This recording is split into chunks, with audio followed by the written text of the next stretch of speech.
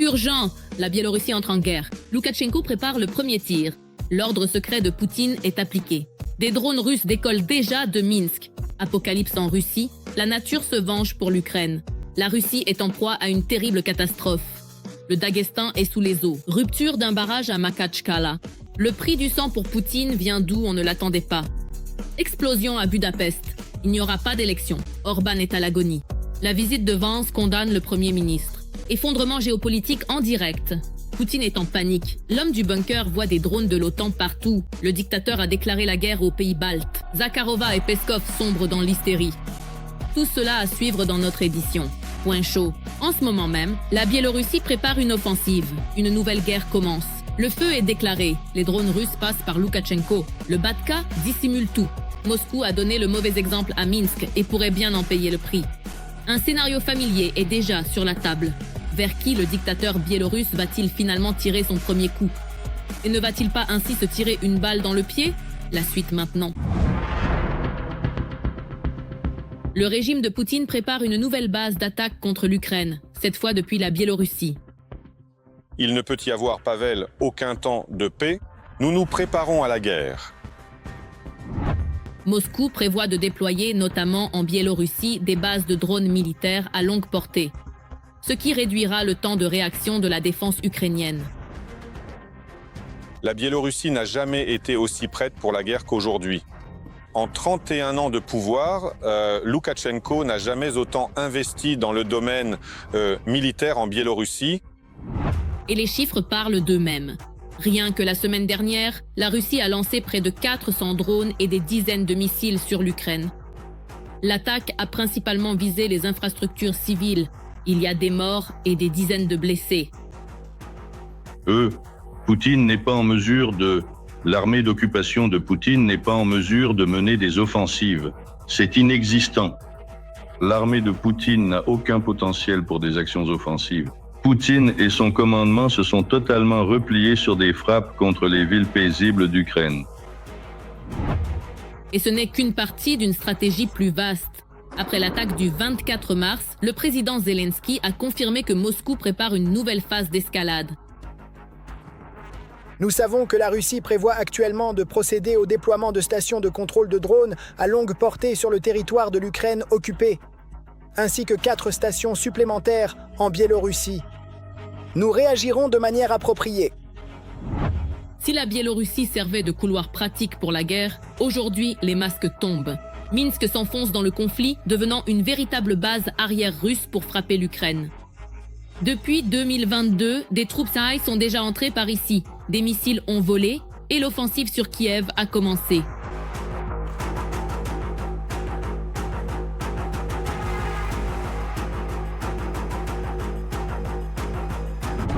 Et apparemment, le dictateur à moustache est prêt à exposer ouvertement la Biélorussie à une frappe directe. Pour l'Ukraine, ce sont de nouveaux risques et le facteur clé ici est la distance. La distance la plus courte entre Kiev et la frontière russe est de 200 à 250 km. C'est un temps qui joue en faveur de la défense antiaérienne ukrainienne.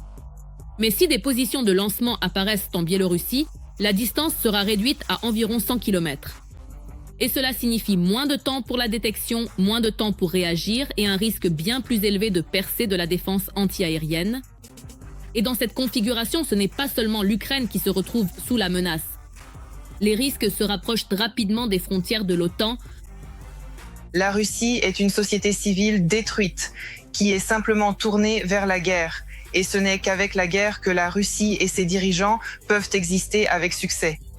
Et de la guerre, nous pouvons bien sûr en parler, mais il est évident que tous les experts s'accordent à dire que la Russie sera absolument incapable et hors d'état de mener une guerre importante contre les forces européennes unies. La seule chose que Poutine puisse faire aujourd'hui, c'est de la déstabilisation, mais même cela devient difficile. Parallèlement, face aux échecs sur le front, le Kremlin mise sur ce qu'il fait de mieux, l'intimidation. Et la Biélorussie devient un outil clé dans cette stratégie. Une plateforme à partir de laquelle on peut accentuer la pression et élargir la zone de menace. Urgent, la Russie fait face à une catastrophe. État d'urgence. Le Daghestan est inondé, Makhatchkala touché. et un barrage a cédé. Des milliers de Russes sont bloqués. Les autorités font semblant que tout est sous contrôle. L'apocalypse du siècle. C'est la faute de Poutine. Le Kremlin a empoisonné la vie des siens. Une vengeance cruelle pour l'Ukraine est venue du côté le plus inattendu. Il faut voir ça. Ne manquez pas ça. Le Daghestan. Vengeance de la nature ou indifférence totale des autorités russes. Voilà le genre de malheur. 21e siècle. Depuis plus de 10 jours, le Daghestan et la Tchétchénie ne parviennent pas à se débarrasser des conséquences des précipitations records depuis le 28 mars.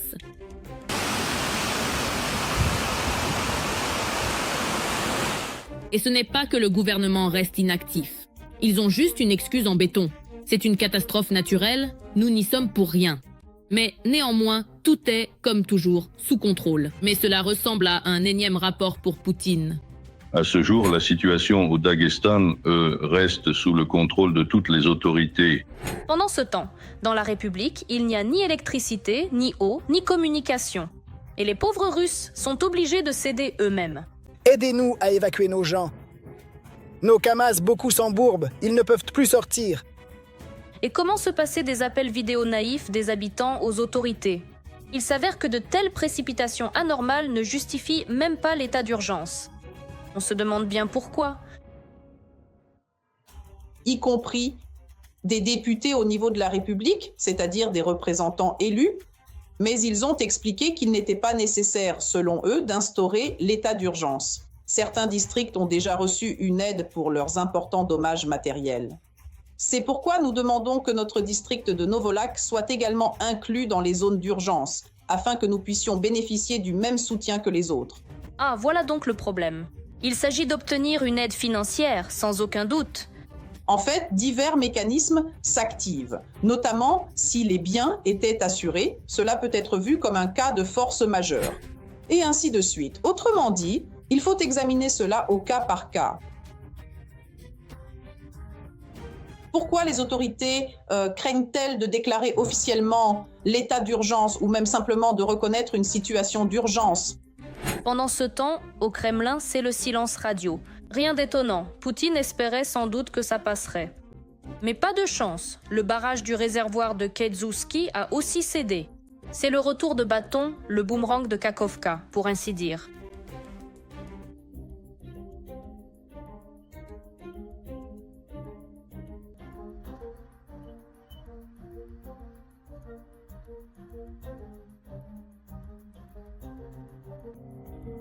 Mais apparemment, le chef du Daghestan et le maire de Makhatchkala ont été surtout surpris par la maison détruite, car ils sont venus exprès pour la voir.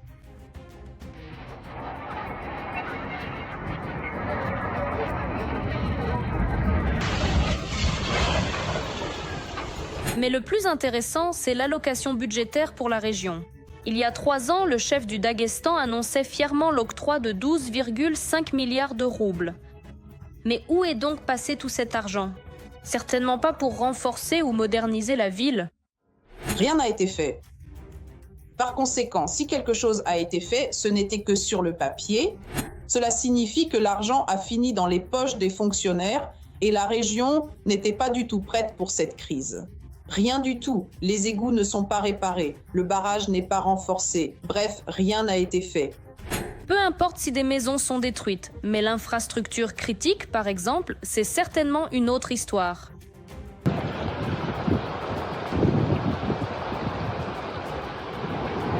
Peut-être pas. Dans les sous-stations qui alimentent presque la moitié de Makhatchkala, il semble qu'aucune mesure n'ait été prise. Ils auraient pu au moins mettre des sacs de sable, enfin. Tout dans la Russie d'aujourd'hui se fait, pardonnez-moi, n'importe comment. Oui, n'appelons pas un chat un chat. Tout le monde comprend, c'est fait avec les pieds. Parce que le pouvoir ne se soucie que de la guerre et tout l'argent part dans la guerre. En plus, il s'occupe de limiter l'information et de fermer l'Internet. Voilà les 2 seuls soucis qui préoccupent le pouvoir. Les gens, on le redit encore une fois, franchement, soyons honnêtes, Poutine s'en fiche complètement, mais alors vraiment royalement. Poutine s'est réveillé. Ou alors il faisait semblant de dormir tout ce temps. Le maître du Kremlin s'est enfin occupé du Daghestan. Et très sérieusement, il a reçu des rapports par téléphone sur la situation. Pourquoi maintenant? C'est clair, parce que c'est la deuxième fois que ça frappe, avec des victimes. Il fallait bien dire un mot quelque part, non? Et si cela mène vraiment à la démission du chef du Daghestan, c'est pour préparer l'opinion, montrer que Poutine est là, qu'il veille et qu'il dirige. Si vous pensiez qu'il restait caché dans son bunker, ce n'est pas le cas. Et il ne s'agit pas d'une vengeance de la nature pour la guerre sanglante contre l'Ukraine, mais du fait que le système lui-même est incapable de gérer des tâches simples là où il devrait y avoir contrôle et responsabilité, corruption et indifférence. Quand le pouvoir ne dépend absolument pas du tout du peuple, il n'a vraiment aucun intérêt à réagir à temps. Car il estime que rien, mais vraiment rien, ne dépend de ces mêmes personnes. Et seulement quand le problème devient important pour l'image, ils sont forcés de réagir, même si c'est juste pour la forme. Voilà comment Poutine a réagi. Résultat, chaque averse ou crue redevient une catastrophe qui aurait pu être évitée. Mais le pouvoir ne fait rien, encore et encore, simplement parce qu'au fond, il s'en moque. Explosion inattendue à Budapest. Les élections pourraient ne pas avoir lieu. Orban est désormais inarrêtable. Les derniers soubresauts de Moscou au cœur de la Hongrie. Les États-Unis ont lâché la main du Premier ministre. La visite de J.D. Vance ne s'est pas déroulée comme prévu. C'est arrivé de manière inattendue. L'opposition noue de nouveaux contacts avec Washington. Et pour le Premier ministre, une cellule de prison est déjà prête. Les détails dans ce reportage. Viktor Orban continue de saboter les élections en Hongrie. L'histoire du faux sabotage du gazoduc par l'Ukraine n'a pas fonctionné. C'est pourquoi il mise désormais sur l'état d'urgence dans le pays. Et sur le report du scrutin. Pendant ce temps, même le vice-président américain J.D. Vance est venu soutenir Orban dans son agonie électorale. Soit dit en passant, c'est une première dans l'histoire de la Hongrie. Il a également tenté de rallier les derniers électeurs indécis au Premier ministre actuel en s'exprimant lors d'un rassemblement. Les analystes estiment que cela pourrait partiellement fonctionner. Il est aussi très intéressant de voir à quel point cet électorat hésitant soutiendra la vision du président Trump de voir Orban poursuivre ses activités en tant que Premier ministre. Car on a vu, par exemple, un précédent l'année dernière, quand les États-Unis ont soutenu Javier Milei en Argentine. C'était lors des élections législatives de mi-mandat, et il y a renforcé ses positions. Cependant, Orban reçoit une aide bien plus importante de Moscou. Ils sont prêts non seulement à faire de la propagande, mais aussi à agir. Le résultat, selon les analystes, a été la tentative de sabotage du gazoduc. Et maintenant, les efforts pour saboter les élections dans leur ensemble. L'arsenal peut être assez vaste. La question était de savoir à quel point la société hongroise y croit. Eh bien, si nous voyons, en principe, beaucoup de ces choses sont cousues de fil blanc et c'est très visible. Le fait que des conseillers russes travaillent sur la campagne d'Orban et que l'écart se creuse est aussi révélateur. Orban voit les sondages, c'est pourquoi il devient chaque jour plus dangereux, expliquent les experts. Il n'a plus grand-chose à perdre, et alors qu'il ne lui reste désormais que quelques jours à vivre, son équipe pourrait commettre n'importe quel excès. Pour Orban, ces élections sont une question de vie ou de mort. Pendant tout ce temps au pouvoir, n'imaginant sans doute pas être remplacé un jour, il a manifestement baissé sa garde. Et beaucoup parlent de peines de prison tout à fait réelles, qu'Orban pourrait recevoir pour toutes les machinations qu'il a commises pendant son mandat. Principalement liées au financement provenant du Kremlin. Bloomberg a ajouté hier un nouvel exemple de la servilité d'Orban envers Moscou. Des journalistes ont lu la transcription d'un appel où Viktor se dit prêt à tout pour aider Poutine dans sa guerre en Ukraine.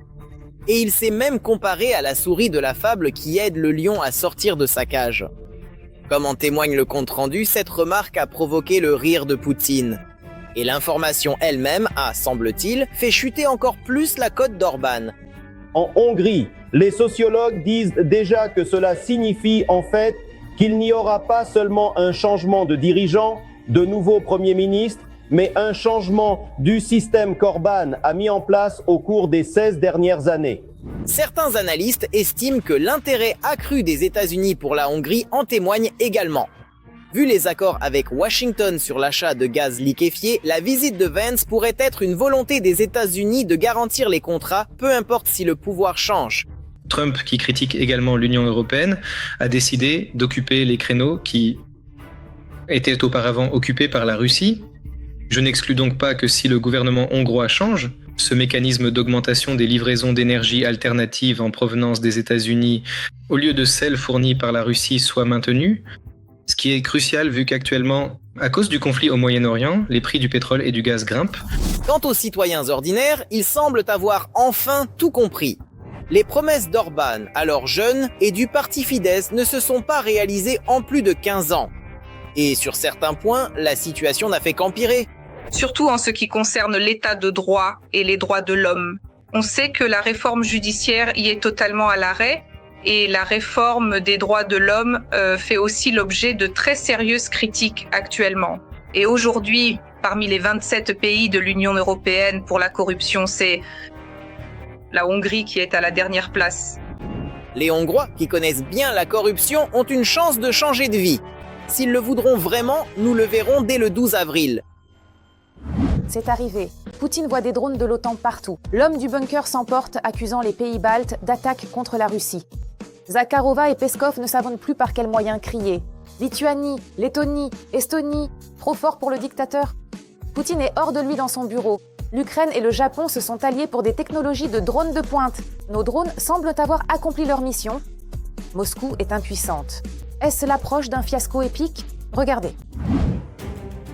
La Russie a menacé les pays baltes à cause de l'Ukraine. La porte-parole du ministère russe des Affaires étrangères, Maria Zakharova, a proféré des menaces voilées contre les pays baltes, les accusant d'avoir prétendument ouvert leur espace aérien à l'Ukraine pour frapper le territoire russe. Zakharova a précisé que les pays baltes avaient reçu un avertissement formel. Un avertissement approprié a été adressé à ces pays. Si les régimes de ces pays font preuve d'assez de bon sens, ils écouteront. Sinon, ils devront faire face à une réponse. Selon les affirmations de la partie russe, les pays baltes permettraient prétendument à l'Ukraine d'utiliser leur espace aérien pour frapper des ports russes en mer Baltique. Il s'agit d'attaques de drones qui, selon la version de la Russie, auraient pu survoler le territoire de ces États.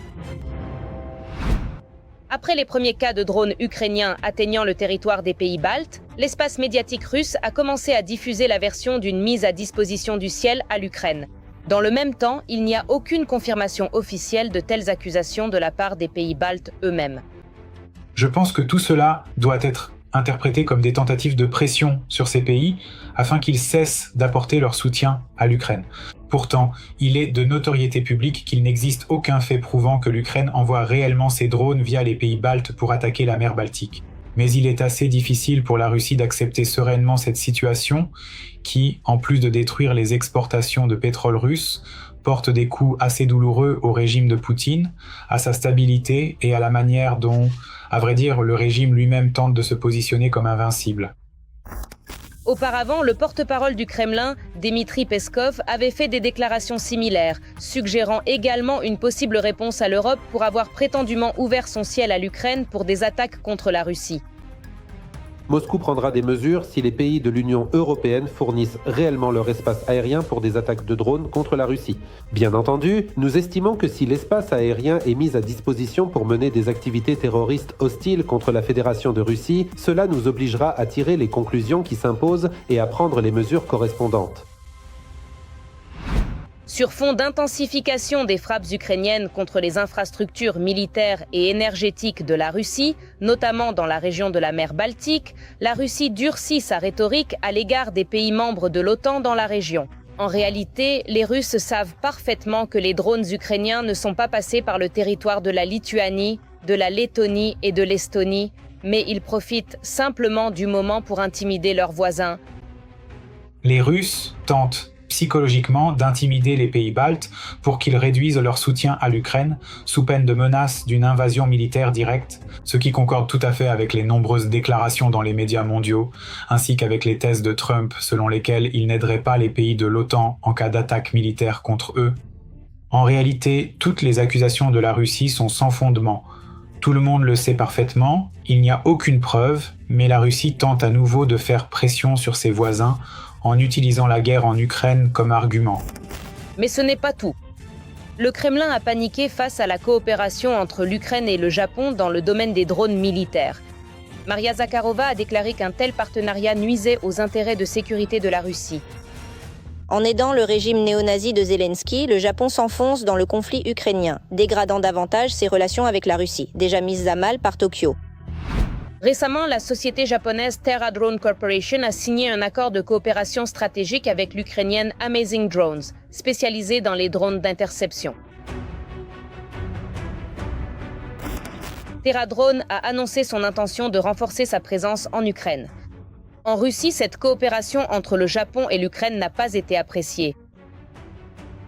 Vu les provocations criminelles systématiques de l'Ukraine utilisant des drones contre des cibles civiles en Russie, nous voyons cet acte, soutenu par les autorités officielles, comme hostile et nuisible à notre sécurité et à nos civils. Il est clair que de telles décisions ne favorisent pas un règlement rapide de la situation en Ukraine, mais ne font que prolonger les hostilités.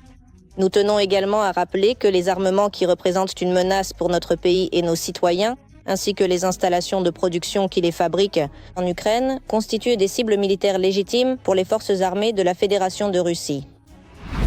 Le Kremlin utilise cette rhétorique pour légitimer ses frappes sur les infrastructures civiles et industrielles de l'Ukraine. En réalité, l'agacement de Moscou vient du fait que la supériorité technologique de l'Ukraine, appuyée par l'industrie japonaise, ruine les plans du Kremlin de conquête rapide et de capitulation forcée. Choc. Kim Jong-un quitte son poste. Sa fille devient la nouvelle dirigeante de la Corée du Nord. Le monde est secoué par ce remaniement. À Pyongyang, l'opération top secrète héritière est officiellement lancée. Toute la vérité sur l'héritage sanglant et les plans de Pyongyang, c'est maintenant. Kim Jong-un perd le pouvoir.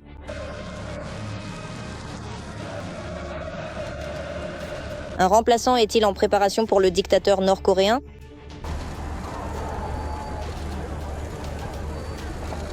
La Corée du Nord intensifie la préparation de la fille du leader Kim Jong-un, Kim Joo-ae en tant que sa successeur potentielle. C'est ce que rapporte le service de renseignement sud-coréen. Kim Joo-ae est apparue de plus en plus souvent en public ces dernières années. Cela renforce les rumeurs selon lesquelles elle pourrait devenir la 4e génération de dirigeants du pays.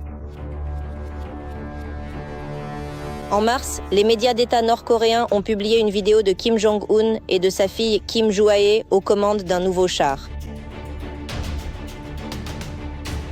Cela s'est produit après qu'elle a été vue en train de tirer au fusil sur un champ de tir.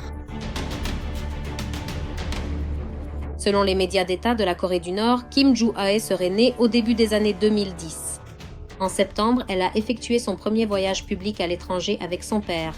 D'ailleurs, la Corée du Nord n'a jamais confirmé l'âge de Joo-ae.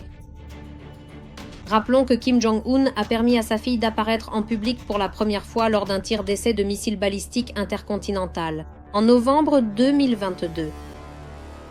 Elle participe activement et est responsable du programme de missiles de la Corée du Nord et du programme nucléaire de la Corée du Nord. C'est-à-dire qu'en principe, les orientations prioritaires que Kim Jong-un lui-même définit comme majeures, il les a confiées, ou du moins, il y a intégré sa fille, par exemple d'une certaine manière. Cela pourrait être un signal que Kim se prépare un remplaçant potentiel. En même temps, ce n'est pas pour demain, car Kim Jong-un n'a pas de graves problèmes de santé et n'est guère prêt à céder le pouvoir. Kim Jong-un n'a clairement vraiment pas l'intention, en aucune façon, de céder le pouvoir en dehors de sa propre famille. La seule chose qui puisse encore être considérée comme une certaine concurrence politique interne aujourd'hui, c'est la rivalité justement entre lui, c'est-à-dire entre Kim Jong-un lui-même et sa sœur. Il y avait une certaine dynamique particulière.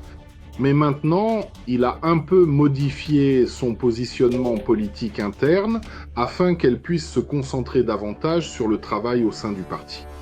La dynastie familiale Kim dirige la Corée du Nord depuis 3 générations, depuis sa fondation. Kim Jong-un est arrivé au pouvoir après la mort de son père en 2011.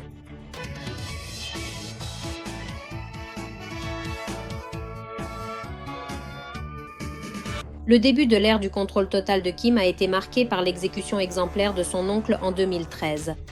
Les accusations de trahison n'étaient qu'un prétexte pour éliminer un rival influent. Cet acte de cruauté a montré à toutes les élites que le nouveau dirigeant ne reculerait devant rien pour le pouvoir absolu. Il est probablement au sein de sa famille, si l'on compare son règne à celui de son grand-père et de son père, celui au contenu le plus, totalitaire.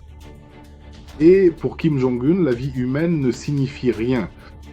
Et ce ne sont pas seulement des mots, c'est, disons, une analyse de ses activités, parce qu'en Corée du Nord, il y a une famine permanente depuis de nombreuses années. Les gens travaillent pour de la nourriture. Pour obtenir de la nourriture dans une Corée du Nord profondément isolée, les gens doivent travailler dans des entreprises militaires. Kim Jong-un. La dictature de Kim Jong-un repose sur des purges sanglantes, n'épargnant même pas ses proches parents. C'est pourquoi la soudaine médiatisation de sa fille n'est probablement qu'une tentative de montrer l'image d'un père exemplaire et la stabilité d'un régime, autrefois très fermé. Folie à la Maison-Blanche. Donald Trump a officiellement franchi la ligne au-delà de laquelle il n'y a que le néant politique. Le président des États-Unis a sombré dans une folie totale, terrifiant toute la colline capitaliste. Mutinerie à Washington. Même les républicains paniquent face au comportement de Trump. Ses propres alliés lâchent le chef de la Maison-Blanche. C'est la fin. Démocrates et républicains s'unissent pour arrêter le fou. Voyez les détails. Après ses propos injurieux et ses menaces sur les réseaux sociaux, certains politiciens américains ont réagi avec inquiétude et ont remis en question l'état mental du président des États-Unis, Donald Trump. Ouvrez ce putain de détroit, sale bâtard de fou, ou vous vivrez en enfer. L'ancienne membre républicaine du Congrès et fidèle alliée de Trump, Marjorie Taylor Greene, a critiqué la politique du président sur le réseau X où elle a écrit que Trump avait tout simplement perdu la tête. Le détroit est fermé parce que les États-Unis et Israël ont lancé une guerre non provoquée contre l'Iran, basée sur les mêmes mensonges nucléaires qu'ils propagent depuis des décennies. Sur le fait qu'à tout moment, l'Iran pourrait développer l'arme nucléaire. Savez-vous qui possède l'arme nucléaire? Israël. Ils sont plus que capables de se défendre seuls, sans que les États-Unis ne fassent la guerre avec eux, ne tuent des innocents et des enfants et ne paient pour cela. Les menaces de Trump de bombarder des centrales électriques et des ponts nuisent au peuple iranien, ce même peuple que Trump prétendait libérer. Taylor Greene a été fidèle à Trump pendant de nombreuses années, mais en juin de l'année dernière, elle a critiqué les frappes contre l'Iran et a déclaré qu'il s'agissait d'un recul par rapport à la promesse électorale de donner la priorité à l'Amérique et d'éviter les guerres coûteuses à l'étranger. Après la démission de la procureure générale Pam Bondi, Trump prévoit un remaniement majeur du cabinet car il est de plus en plus déçu par les conséquences politiques de la guerre avec l'Iran. C'est ce que rapporte Reuters, citant ses sources à la Maison-Blanche. Tout remaniement potentiel pourrait servir de réinitialisation pour la Maison-Blanche à l'approche d'une période politique difficile. La guerre de 5 semaines a entraîné une hausse des prix de l'essence, une baisse de la cote de popularité de Trump et des inquiétudes croissantes quant aux conséquences pour les républicains avant les élections de mi-mandat en novembre. Reuters. Il pense que ses décisions sont parfaites, correctes. Le fait qu'il n'y ait pas de résultat n'est pas dû à de mauvaises décisions, mais à un sabotage. On cherche à le déstabiliser. Il veut licencier Tulsi Gabbard, la directrice du renseignement national, parce que les données du renseignement ne lui plaisent pas. Il n'aime pas qu'elle soit pessimiste. Parce qu'il raconte une chose, mais le renseignement affirme que le détroit d'Ormuz ne pourra pas être débloqué de sitôt. Plusieurs sources rapportent que Tulsi Gabbard, directrice du renseignement national sous Trump, et le secrétaire au commerce Howard Lutnick font partie de ceux qui pourraient potentiellement être licenciés. Mais c'est seulement parce qu'ils disent les choses telles qu'elles sont et ne sont pas d'accord avec ce que propose Trump. Le chef de la minorité au Sénat, Chuck Schumer, affirme que ce que Trump écrit ressemble à la tirade d'un fou déséquilibré. Il menace de commettre des crimes de guerre et s'aliène ses alliés. C'est sa nature même, mais ce n'est pas la nôtre. Notre pays mérite bien mieux que cela. Trump a promis l'isolationnisme en Amérique, a promis de mettre fin aux conflits extérieurs et de se concentrer sur le renouveau interne. Au lieu de cela, il a mis en avant des problèmes mondiaux, des menaces contre le Groenland au déclenchement d'une guerre avec l'Iran. Aujourd'hui, sa politique a conduit les États-Unis à perdre leurs alliés. Comme à l'école, une sorte de brute qui dit « soit tu fais ça, soit je te frappe, je t'insulte et je te donne des calottes ». Et comme Trump a toujours été comme ça depuis l'école et que ça a fonctionné pour lui et que ça a aussi marché avec son entourage à la Maison-Blanche, Il a pensé que cela fonctionnerait également au niveau mondial. Alors que les Européens ne comprenaient pas au début quelle était l'intention des Américains, quel était le plan, où se cache la politique sous ces couches d'idiotie. Le comportement et la façon de communiquer de Trump font qu'il a de moins en moins de partisans, même dans son cercle proche. Il n'accepte aucun autre point de vue, ce doit être à sa façon et rien d'autre. De nombreux politiciens et analystes affirment que, d'un point de vue stratégique, la guerre avec l'Iran a échoué. Et tout cela pourrait même mener à une procédure de destitution contre Donald Trump. C'est tout pour le moment, mais retrouvez d'autres nouvelles brûlantes du front dans notre prochain numéro.